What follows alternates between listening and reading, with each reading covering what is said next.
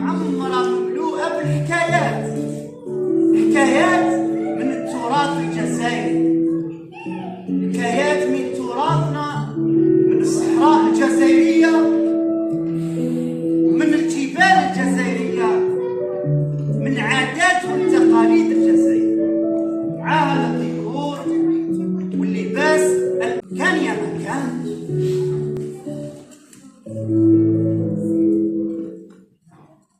يا مكان في واحد الزمان، في واحد الغابة كبيرة عايشين واحد القبيلة. على بالكم يا أطفال، كل قبيلة يحكمها شكون يحكمها؟ شكون يحكمها على بالك؟ شكون؟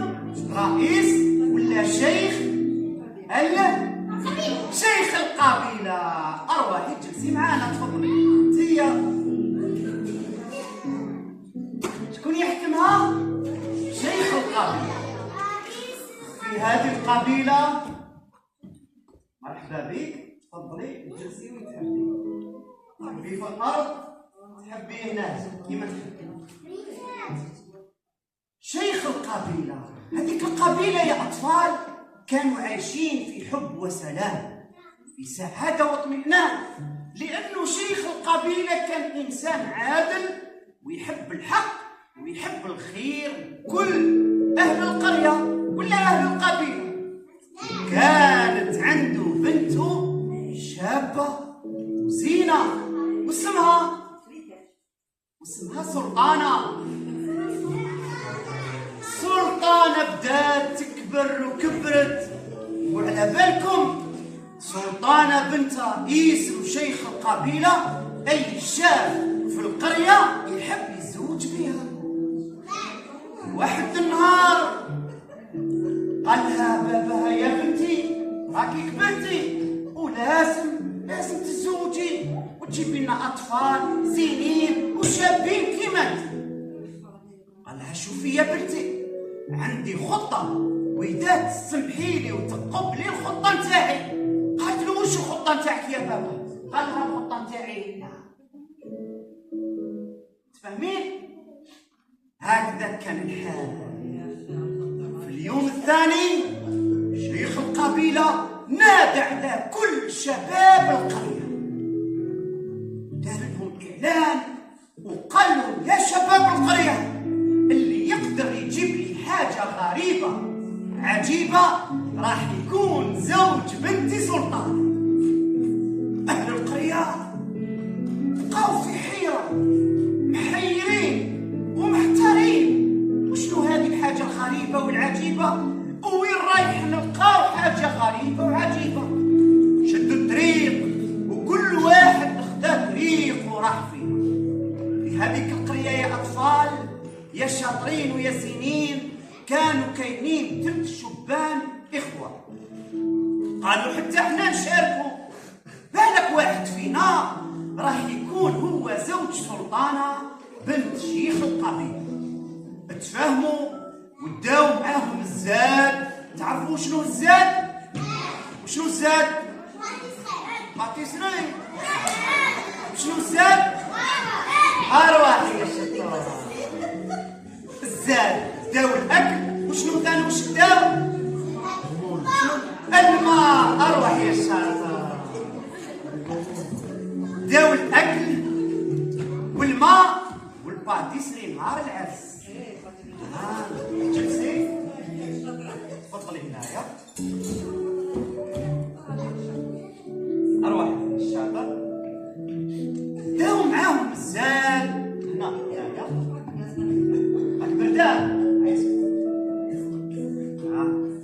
داو معاهم الزاد والأكل والماء وشدوا الطريق وراح يمشوا حتى وصلوا لواحد الطريق مفترق الطرق فيها 3 طرق صغيرة. تفاهموا وقالوا لازم كل واحد فينا ياخذ طريق.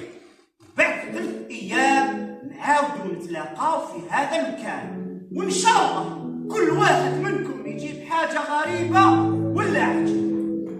هكذا كان الحال. مشاو في الطريق مشاو، وهذاك الشاب الأصغر راح يمشي تاه في وسط الغابة حتى لقى واحد العصفور مسكين مكسر مجناح. شد هذاك العصفور وراح يبحث على كاش بيت باش يداوي هذاك العصفور. حتى لقى واحد الكوخ. دق على الكوخ فتحت له واحد العجوزة كبيرة في الأحمر. واش مسحق يا وليدي؟ شكون انت؟ واش جابك هنا؟ قال هذا العصفور مسكين جناحه راه مكسر ولازم نداوي. داواه وقالت له انت باين شاب قلبك طيب وتحب الخير للغير، وعلى هذه راح نعطيلك هذه العصا السحريه. هذه العصا السحريه اي شيء، اي انسان، اي شخص او حيوان يكون مريض تضربه بالعصا السحريه هذه 3 ضربات راح يبرى ويطيب ويعاود يرجع صحيح كما كان. افرح. قال اكيد هذه هي الحاجه السحريه العجيبه الغريبه اللي راح تخليه يكون زوج سلطانه. هكذا كان الحال. عاود رجع في طريقه المفترق الطرق. الطفل الوسطاني حتى هو مشى حتى وصل لواحد المكان ما نقول لكم هو صحراء، ما نقول لكم باديه، ما نقول لكم فيه الرمال وفيه الحجاره. ولقى واحد الحاجه باللورة هكذا ضربت فيها اشعه الشمس، عاودت رجعت عينيه راح ليها وشدها وانفض هذاك المكان وخرج ليه واحد العجوز شيخ كبير. قال له يا وليدي راني عطشان وهو كاين بير كبير ولكني انا عجوز وما نقدرش نجبد الماء. اذا تقدر تعاونوا ولا لا؟ عاونوا ولا لا؟ عاونوا. وحبط للبير وعمر الماء وجاب له شرب الماء وارتواه.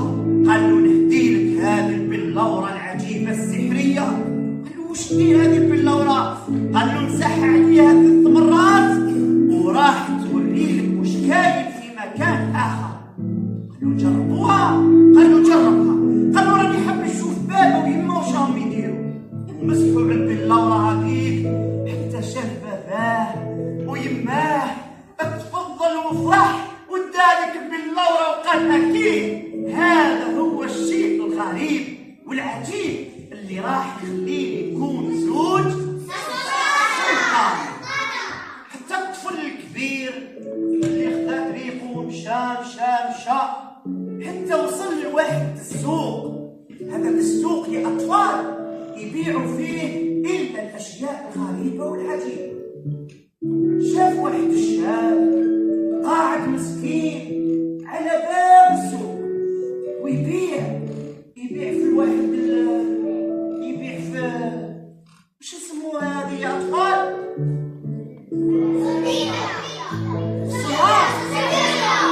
صربية. قال له وش راك تبيع؟ هذه الزربية سحرية. حبيت تقول بلي هذا بساط سحري، نقول هذا بساط سحري تطلع فوقه يطير بيك أي كان راك حاب. قالوا علاش نجربوا؟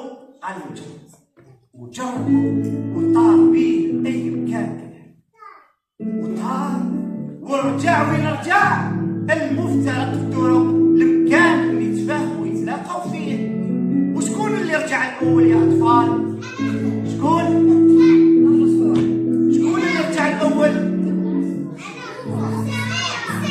صغير؟ لا، كبير. وعلاه الكبير رجع الأول؟ تفضلي معانا. طارت بيه الزربية البساط السحري، وصل لهذاك المكان وبقى جالس قاعد يستنى في خوته.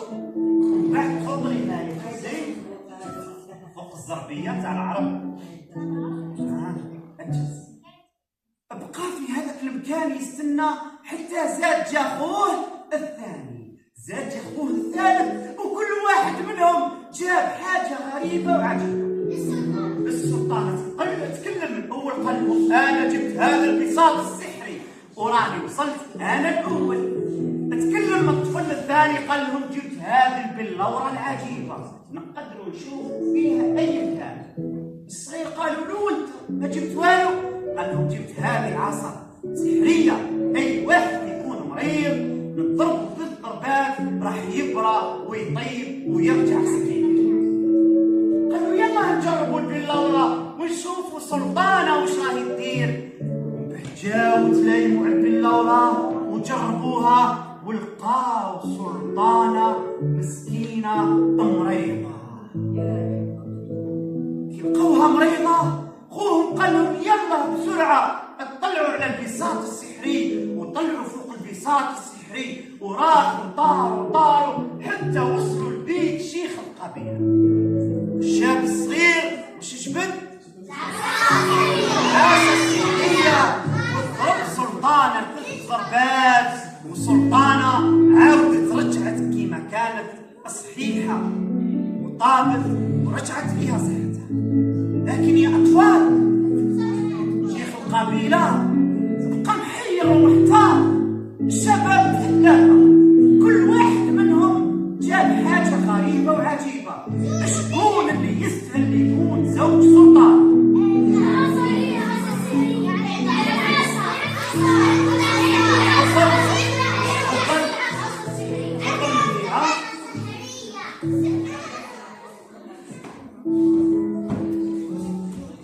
اسمك عبد الرحمن، علاش اللي عنده العصا السحرية هو اللي رشحته باش يكون زوج سلطانة؟ علاش؟ حبيت تقول بفضل العصا السحرية اللي سلطانة برات. زين وش تقولي؟ تفضلي معانا اجلس.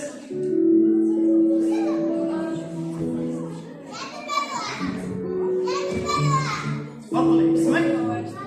هاجر. شكون اللي انتيا كتبتي نهاية هذه الحكاية يستاهل يكون زوج سلطان؟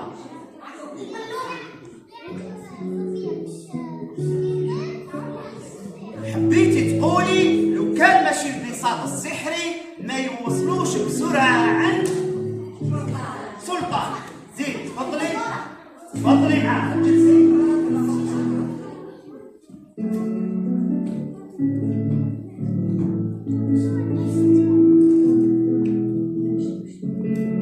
اسمك؟ أميمة وش قلتي لي شكون يستاهل يكون زوج سلطانة؟ باللورة العجيبة. وعلاه؟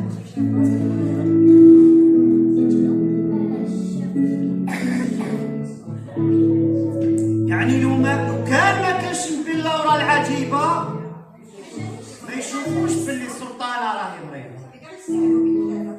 هذه الحكاية وش نقولوا عليها؟ وش نقولوا على الحكاية؟ خرافة. وش نقولوا عليها؟